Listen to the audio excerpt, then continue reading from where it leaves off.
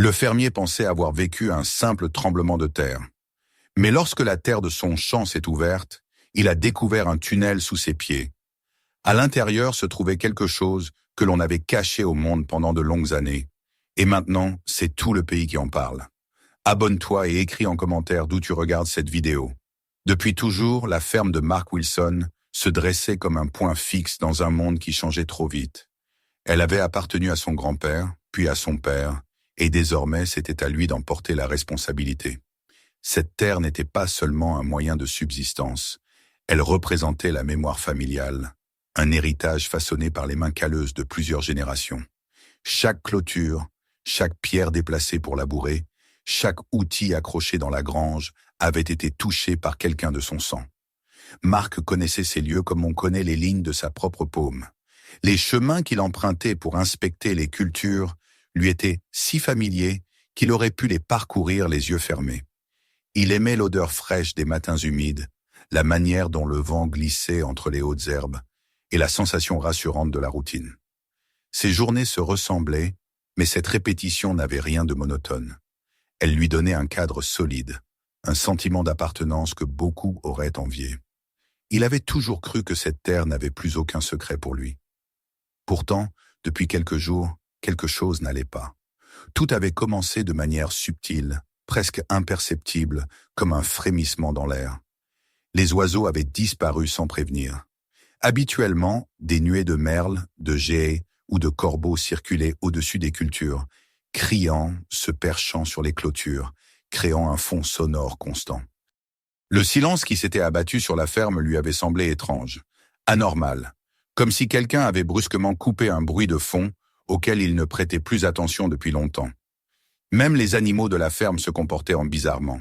Les vaches s'étaient regroupées près de la vieille grange, refusant d'aller vers la partie sud du champ.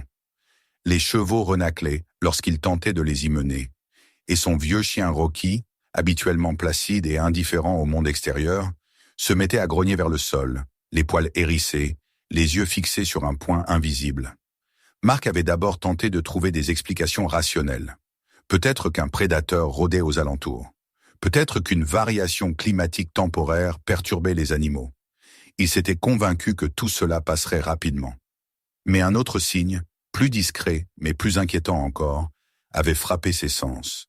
Un parfum métallique porté dans l'air, un mélange de rouille, d'huile et de quelque chose de plus âpre, presque chimique. Par moments, le vent semblait chargé de cet effluve lourd et désagréable, comme si la terre elle-même exhalait un souffle toxique. Il avait respiré profondément, espérant se tromper, mais l'odeur revenait, persistante, incompréhensible. Ce soir-là, l'inquiétude finit par s'insinuer dans son esprit. Il tenta de dormir, mais une nervosité inhabituelle le tenaillait. Il lisait dans les yeux de Rocky qu'il n'était pas le seul à ressentir cette tension étrange. La maison, d'habitude si apaisante avec ses craquements familiers, lui semblait pleine de murmures, de vibrations qui n'existaient pas auparavant. Il se coucha tard, épuisé mais incapable de trouver le repos. Et soudain, au cœur de la nuit, tout bascula. Le bruit arriva d'abord comme un frémissement lointain, un grondement sourd, presque imperceptible, qui semblait venir du plus profond de la terre. Mark se redressa dans son lit, tendant l'oreille. Le grondement se fit plus intense, se transforma en une vibration continue qui parcourut les murs. Les verres placés sur la table de nuit s'entrechoquèrent avant de tomber et de se briser sur le sol. Rocky commença à aboyer, puis à hurler, comme si quelque chose d'invisible se rapprochait. Le sol sous le lit se mit à bouger, un mouvement lourd et puissant qui fit trembler toute la maison. Mark bondit sur ses pieds et tâcha de garder l'équilibre alors que les meubles vacillaient et que des fissures s'ouvraient sur les murs, révélant des veines sombres dans le plâtre. Le tremblement devint si violent que Mark dut se retenir à l'encadrement de la porte pour ne pas tomber. La maison semblait respirer, se contracter et se dilater comme un organisme vivant. Il n'avait jamais connu un séisme de cette intensité. Le bruit se fit assourdissant, un rugissement venu des entrailles du monde. Puis, aussi soudainement qu'il avait commencé, il cessa. Le silence qui suivit avait quelque chose d'irréel, presque effrayant. Plus de vibrations, plus de grondements, seulement l'écho du chaos qui venait de se produire et des objets renversés jonchant le sol. Mark sortit précipitamment dehors. L'air nocturne était immobile, presque figé. La lune éclairait faiblement les champs, mais même dans cette lumière tamisée, quelque chose attirait irrésistiblement son regard. La terre sur la partie sud du champ avait changé de forme. Une faille béante s'étendait là où la veille, tout n'était qu'une surface lisse et cultivée. Il resta quelques instants pétrifié, cherchant à comprendre ce qu'il voyait. La fissure semblait immense, irrégulière, comme si un géant avait planté ses doigts dans le sol et l'avait écarté de force. L'obscurité à l'intérieur de la crevasse absorbait la lumière. Une sensation de vertige le traversa. Le matin venu, il décida de s'approcher de la fissure pour évaluer les dégâts. L'aube peinait à dissiper la lourde brume qui flottait au-dessus du champ, comme si la terre cherchait encore à retenir quelque chose en son sein. En avançant, Marc sentit une étrange appréhension monter en lui. La faille était encore plus impressionnante dans la lumière du jour. Elle avait plusieurs mètres de large et s'enfonçait dans des profondeurs indéfinissables. Lorsqu'il alluma sa lampe et l'orienta vers l'intérieur, il fut surpris de voir des parois parfaitement lisses, d'un gris métallique, reflétant faiblement la lumière. Ce n'était pas de la roche, ce n'était pas quelque chose qui pouvait se former naturellement. La forme, la texture, l'angle des parois, tout indiquait une structure artificielle. Il recula d'un pas, le souffle coupé. Jamais il n'aurait imaginé qu'une chose pareille puisse exister sous sa ferme. Il tenta de se convaincre que ce n'était qu'une vieille installation abandonnée, peut-être un tunnel de drainage datant de plusieurs décennies, mais l'ampleur de la structure contredisait toutes les hypothèses raisonnables. Une inquiétude plus profonde, plus sourde, commença à germer en lui. Si quelque chose de cette taille se trouvait sous sa terre depuis des années, comment n'en avait-il jamais eu connaissance? Et surtout, pourquoi personne ne l'avait-il mentionné? Ne pouvant lutter contre l'idée qu'il devait comprendre ce qui se cachait là-dessous, Marc décida de ne pas rester seul face à la découverte. Il pensa immédiatement à son ami de longue date, Dan Higgs, quelqu'un en qui il avait une confiance absolue. Dan était mécanicien, quelqu'un d'ingénieux, habitué à manipuler des machines, des câbles et des structures métalliques. S'il y avait une personne capable de l'aider à descendre en sécurité, c'était bien lui. Marc lui téléphona en expliquant brièvement la situation. D'abord sceptique, Dan répondit qu'il passerait dans la matinée pour voir cela de ses propres yeux. Lorsqu'il arriva, sa réaction confirma l'ampleur de la découverte. Il demeura longuement silencieux, observant la faille, puis les parois métalliques, comme si son esprit essayait de recomposer un puzzle dont il n'avait pas toutes les pièces. Finalement, il se tourna vers Marc et déclara qu'il devait descendre, mais de manière préparée. Ils passèrent près d'une heure à installer des cordes, vérifier les nœuds, fixer solidement les supports dans la partie la plus stable du sol. Marc sentit son cœur battre plus vite lorsqu'il enfila le harnais. Ce n'était pas la peur de tomber qui le troublait, mais la peur de ce qu'il pourrait trouver. Quand ils commencèrent à descendre dans la faille, l'air changea. Il devint plus lourd, plus chaud, chargé d'une odeur âcre et toxique. Marc sentit un picotement dans la gorge, comme si chaque respiration déposait une fine couche de métal brûlé dans ses poumons. Il continua cependant, éclairant autour de lui, observant les parois lisses qui semblaient absorber et refléter la lumière en même temps. Ce qu'il voyait ne correspondait en rien à une installation abandonnée. Tout cela avait été construit avec précision, puis oublié, puis peut-être même entretenu sans que personne ne le sache. Lorsqu'ils posèrent enfin le pied sur une plateforme étroite, plus solide que la terre autour, Marc tenta de reprendre son souffle. Devant eux, un tunnel s'étendait, parfaitement aligné, s'enfonçant dans les profondeurs. Il sentit que quelque chose venait de changer dans sa vie, comme si cette descente dans les entrailles de la terre n'était que le début d'une vérité plus vaste, prête à éclater à la surface. Et malgré la tension qui crispait ses muscles, une certitude s'imposa à lui. Quoi qu'il se cache ici, il devait aller jusqu'au bout. Ils restèrent un long moment immobiles, éclairant le couloir devant eux, comme si leurs lampes pouvaient percer non seulement l'obscurité, mais aussi les secrets que renfermait cet endroit. Le silence qui régnait sous terre n'était pas un silence naturel. Il avait quelque chose de lourd, d'oppressant, comme si les parois même retenaient leur souffle. Le contraste avec la terre familière de la surface était si immense que Marc eut l'impression d'avoir franchi une frontière invisible, une limite qu'il n'aurait jamais imaginé exister dans sa propre ferme. Pourtant, maintenant qu'il était là, qu'il sentait sous ses doigts la froideur parfaite de la structure métallique, il ne pouvait plus faire marche arrière. Ce qu'il venait de découvrir l'obligeait à savoir davantage. Ils avancèrent avec prudence, posant leurs pas sur un sol étonnamment stable. Les parois du tunnel étaient si lisses qu'on aurait pu croire qu'elles avaient été moulées en une seule pièce. Des rainures fines couraient le long des murs, comme des veines sombres qui pulsaient encore de traces de substances chimiques. La lumière des lampes révélait des reflets étranges, comme si le métal avait absorbé au fil du temps les traces d'une chaleur intense. Dan restait silencieux, concentré, observant chaque détail avec la minutie du mécanicien qu'il était. Pourtant, même lui semblait déstabilisé par ce qu'il voyait. L'air devint plus chaud au fur et à mesure qu'il progressait. Il n'était pas simplement vicié. Il transportait une lourdeur presque palpable, comme si des résidus de produits chimiques flottaient encore dans la densité de l'atmosphère. Mark sentait sa gorge picoter légèrement, mais s'efforçait d'ignorer la sensation. Derrière eux, la lumière de la fissure terrestre s'était éteinte, les laissant seuls avec leurs lampes et le ronronnement sourd qui semblait provenir des profondeurs. À mesure qu'ils avançaient, le bruit devint plus clair, plus identifiable. C'était le son d'une machine, mais pas celui d'un moteur ancien ou abandonné. Il y avait un rythme, un souffle régulier, presque mécanique. Ils débouchèrent enfin dans un espace plus vaste. Le tunnel s'élargissait pour aboutir à une sorte de salle technique où s'amoncelait un mélange surprenant de pièces anciennes et de structures encore actives. Des panneaux corrodés portaient des inscriptions illisibles, rongées par le temps. Des tuyaux couraient le long des parois, certains à demi effondrés, d'autres encore brillants sous la lumière. Au centre, une machine imposante vibrait doucement, comme si elle accomplissait une tâche dont ils ignoraient tout. Un mince ruissellement d'huile tombait d'une valve abîmée, dessinant une traînée sombre sur le sol. Dan s'accroupit pour observer un panneau métallique sur lequel subsistait un numéro de série et un symbole à moitié effacé. Il passa son doigt dessus et leva les yeux vers Mark. Ce n'est pas une installation agricole, ni même un vieux réseau de transport. C'est quelque chose de beaucoup plus vaste, beaucoup trop vaste pour que personne n'en ait parlé. Mark acquiesça sans un mot. Il comprenait déjà que tout cela dépassait ses connaissances, ses suppositions et même sa propre capacité à raisonner.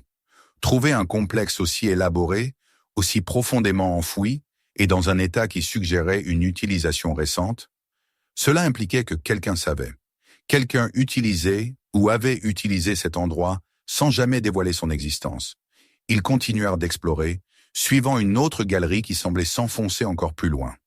Cette fois, les murs n'étaient pas seulement lisses, ils semblaient stratifiés, comme si plusieurs couches de métal avaient été soudées ou compressées les unes sur les autres. Plus ils avançaient, plus les traces d'activité récentes devenaient visibles. Des empreintes de bottes, récentes ou anciennes, des câbles qui avaient été remplacés, des outils abandonnés à la hâte. Tout indiquait que cet endroit n'avait jamais été abandonné, peut-être dissimulé mais jamais oublié. Le cœur de Mark se serra. Si quelqu'un exploitait encore ce réseau, alors le tremblement de terre n'était peut-être pas un hasard, mais une conséquence. Après ce qui leur sembla une éternité, ils décidèrent que la prudence exigeait un retour à la surface. Ils n'avaient que des lampes de poche, un peu d'eau et un équipement d'escalade. Rien qui leur permettrait d'explorer indéfiniment un lieu aussi vaste.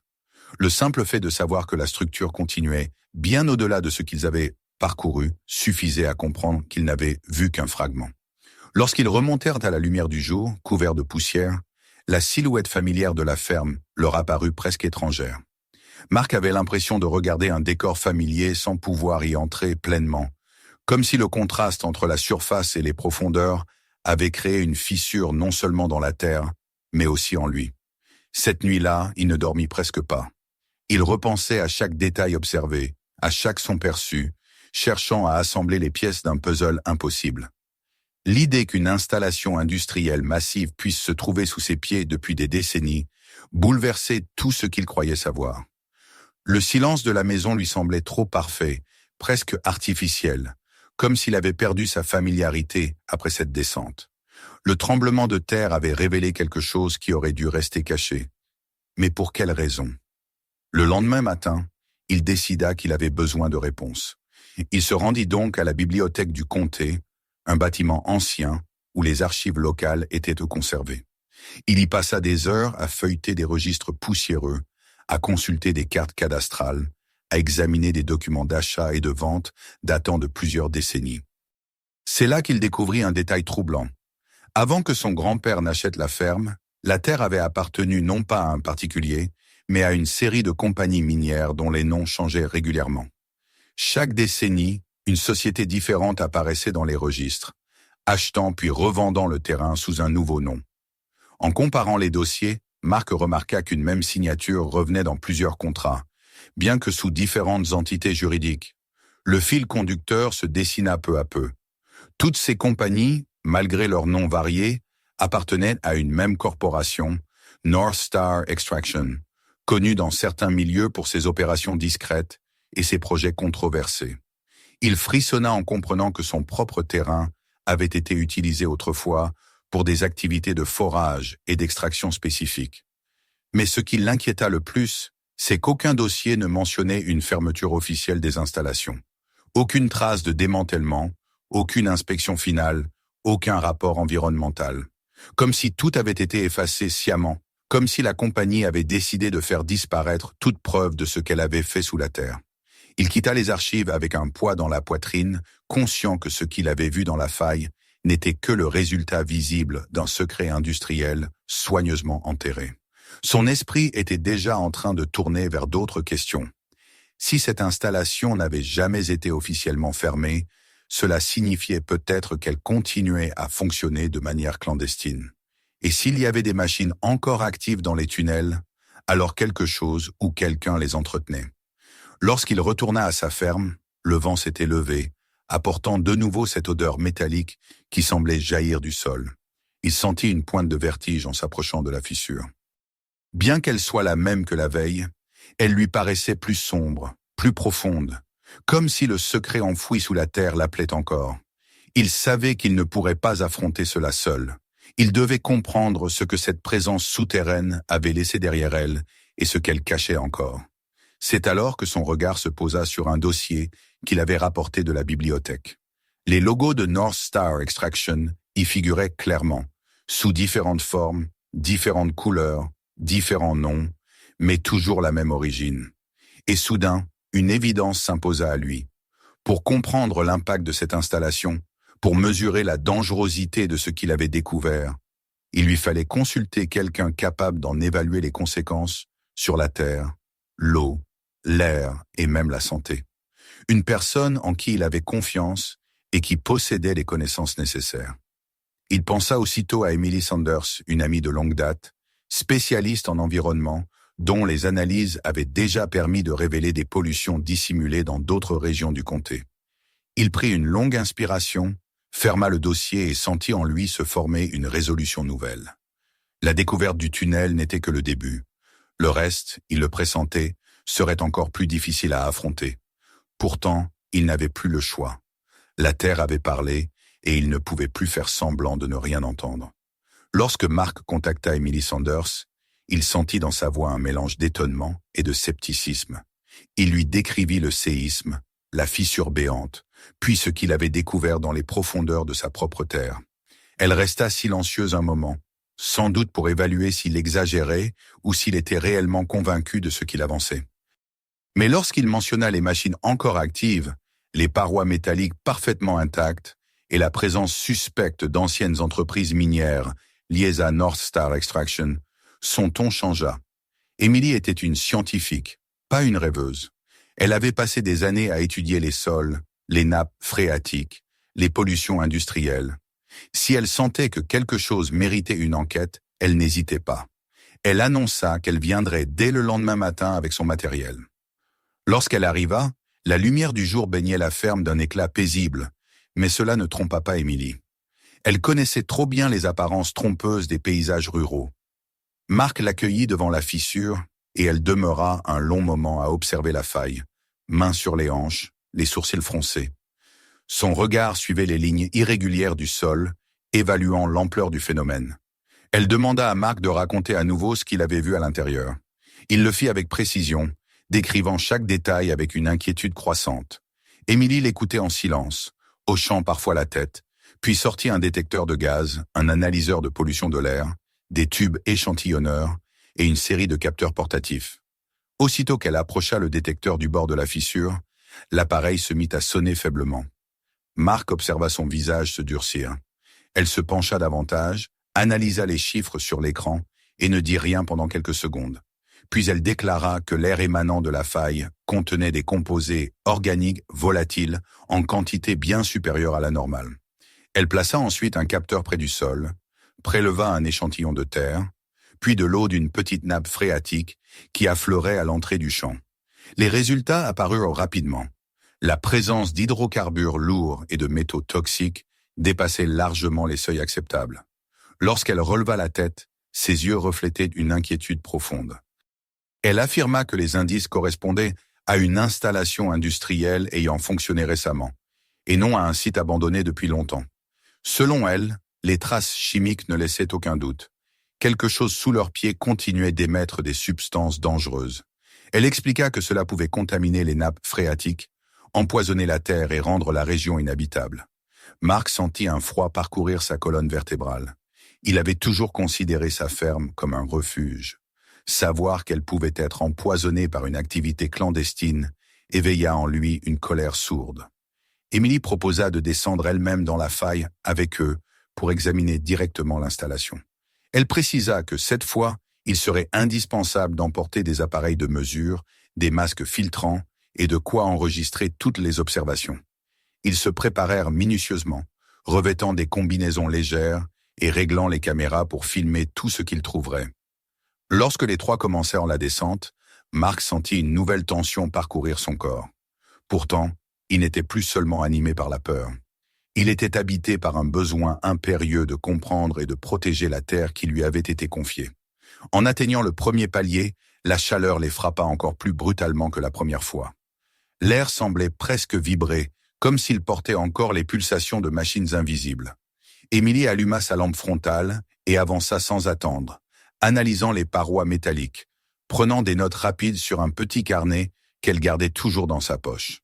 Sa précision rassurait Mark autant qu'elle l'impressionnait. Lorsqu'ils s'enfoncèrent plus loin, ils retrouvèrent le grand hall technique qu'il avait découvert avec Dan. Mais cette fois, l'atmosphère semblait encore plus lourde, comme si les machines avaient redoublé d'activité après le tremblement de terre. Émilie examina un réservoir à moitié rempli d'un liquide sombre et visqueux. Elle préleva un échantillon qu'elle plaça dans un tube hermétique. Les chiffres inscrits clignotaient en rouge sur son appareil. Elle murmura que cela confirmait ses soupçons. L'installation fonctionnait toujours, au moins en partie. Mark sentit sa mâchoire se serrer. Qui pouvait encore utiliser un complexe aussi dangereux, aussi profondément caché sous ces terres, et sans la moindre autorisation? Comment avait-il pu dissimuler cela pendant tant d'années? Ils s'avancèrent vers un couloir latéral que Mark et Dan n'avaient pas exploré. Émilie avait remarqué une lueur faible, comme un reflet, et elle voulait l'examiner. À mesure qu'ils progressaient, la lueur devint plus distincte. Puis ils perçurent un bruit nouveau, humain et non mécanique. C'était le grincement d'une botte sur un sol métallique. Ils s'arrêtèrent d'un seul mouvement, les yeux fixés vers la fin du couloir. 3 silhouettes apparurent soudainement, vêtues de combinaisons de protection, masques sur le visage. Les travailleurs semblaient aussi surpris de les voir qu'ils l'étaient eux-mêmes. Pendant un instant, personne ne bougea. Puis l'un des hommes fit un pas en arrière, comme pour s'enfuir. Émilie leva sa caméra, enregistrant chaque détail. Les 2 autres hésitèrent, puis disparurent dans un tunnel adjacent à une vitesse inexplicable.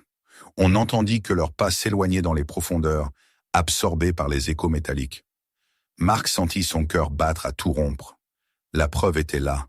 L'installation n'était pas seulement active, elle était habitée, surveillée, contrôlée. Émilie s'approcha de l'endroit où les hommes s'étaient retenus. Elle examina les empreintes, les traces sur les murs, puis se tourna vers Mark et Dan. Sa voix tremblait légèrement lorsqu'elle déclara qu'ils avaient découvert quelque chose de très grave. Ce n'était plus seulement une question de pollution ou d'activité industrielle abandonnée. Des individus opéraient sous leurs pieds en toute clandestinité. Un réseau entier de travailleurs agissait dans des galeries non déclarées, mettant la région entière en danger. Les images et les données qu'ils avaient recueillies devenaient désormais des preuves cruciales. Ils décidèrent de remonter immédiatement. En atteignant la surface, Mark sentit une bouffée d'air frais envahir ses poumons, mais la sensation de soulagement fut de courte durée. Alors qu'il s'éloignait de la fissure, un grondement sourd résonna dans le champ. Emily se retourna brusquement, ses yeux agrandis par la stupeur. Une explosion retentit au loin, dans la zone où les tunnels semblaient s'étendre. La terre se souleva, puis un pan entier du champ s'effondra dans un nuage de poussière et de fumée. L'explosion avait été soigneusement calculée. Ce n'était pas un accident, mais une tentative manifeste de détruire des preuves ou d'empêcher toute intrusion future. Mark resta paralysé quelques secondes, la gorge serrée. Emily serra les poings. Dan injuria les auteurs de cette attaque à voix basse. Il comprenait tout ce que cela signifiait. La corporation derrière ce réseau clandestin n'hésitait pas à employer des méthodes destructrices pour protéger ses secrets. Si elle était capable de provoquer un effondrement aussi massif en plein jour, que serait-elle prête à faire si elle apprenait que Mark comptait révéler toute la vérité? Mais ce qui venait d'arriver n'éteignit pas leur détermination. Au contraire, cela la renforça. Ils retournèrent à la maison, rassemblèrent tout le matériel enregistré, compilèrent les échantillons et les relevés. Emily recommanda de contacter les autorités environnementales dès le lendemain et de transmettre également les preuves à des journalistes indépendants. Il fallait agir vite avant que la corporation ne tente d'effacer d'autres traces. Mark observa la pile de documents, d'images et d'enregistrements étalés devant lui. C'était la première fois qu'il réalisait pleinement l'ampleur de ce qu'il avait découvert. Cette vérité, menaçante et immense, ne pouvait plus être refoulée. Le soir tomba sur la ferme, mais Mark ne ressentit pas la fatigue. Il se souvenait du grondement, des silhouettes dans les tunnels, du souffle de l'explosion qui avait vibré jusque dans ses entrailles. La terre avait parlé une seconde fois, plus fort, plus violemment. Elle semblait lui dire que le combat ne faisait que commencer. Il leva les yeux vers les champs, encore empreints de l'odeur métallique qui semblait ne plus vouloir disparaître. Un sentiment étrange l'envahit, celui d'être devenu le seul gardien d'une vérité enfouie depuis trop longtemps. Et désormais, il savait que tout dépendait de sa volonté à la révéler. Au matin, la ferme semblait baignée dans une lumière presque insolente de tranquillité, comme si rien ne s'était passé la veille, comme si la terre n'avait pas rugi sous leurs pieds, comme si les profondeurs n'avaient pas révélé une vérité assez inquiétante pour bouleverser toute une région. Pourtant, derrière cette façade paisible, tout avait changé. Mark ne regardait plus ces champs de la même manière. Chaque brin d'herbe, chaque pierre, chaque souffle de vent semblait chargé d'une signification nouvelle, comme si la terre elle-même attendait de lui qu'il agisse. Les documents étalés sur la table du salon témoignaient de la découverte qu'ils avaient faite. Des images d'hommes masqués dans les tunnels, les données environnementales d'Emily, les photos des machines encore actives et des réservoirs toxiques. Au milieu de tout cela, la poussière de l'explosion, qui semblait encore flotter dans sa mémoire, ne cessait de rappeler l'urgence de la situation. Emily arriva tôt, le visage grave.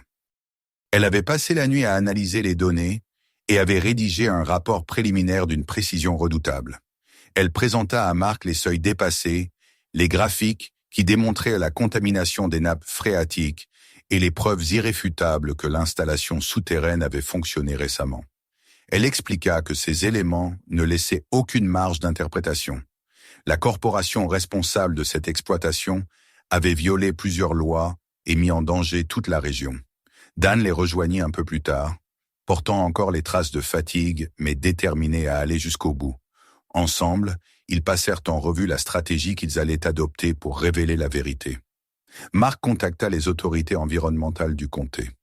Lorsqu'il mentionna le nom de North Star Extraction, l'agent au bout du fil eut un bref moment de silence, presque imperceptible mais suffisamment révélateur. Il fut mis en attente plusieurs fois avant de pouvoir donner une description complète de la situation. On lui demanda d'envoyer tous les documents, images et relevés.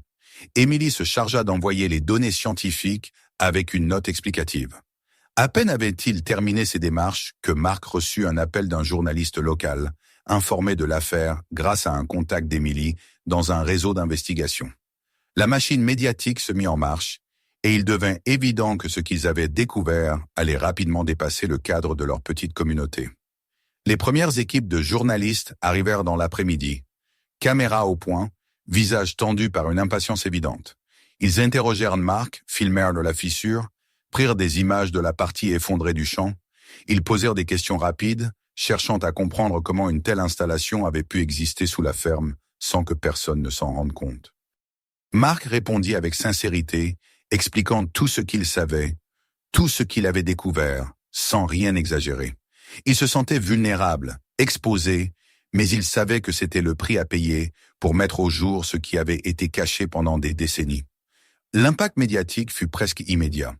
Le soir même, les réseaux sociaux relayaient les premières images de la fissure et des tunnels. Les journaux locaux publiaient déjà des articles évoquant un scandale industriel. Le lendemain, des chaînes nationales reprirent l'affaire, parlant de la possibilité d'un réseau clandestin d'extraction enfoui sous plusieurs propriétés agricoles. Les réactions du public oscillèrent entre consternation, indignation et incrédulité. Les gens se demandaient comment une corporation avait pu agir ainsi en toute impunité, comment des installations aussi vastes avaient pu être dissimulées durant des années.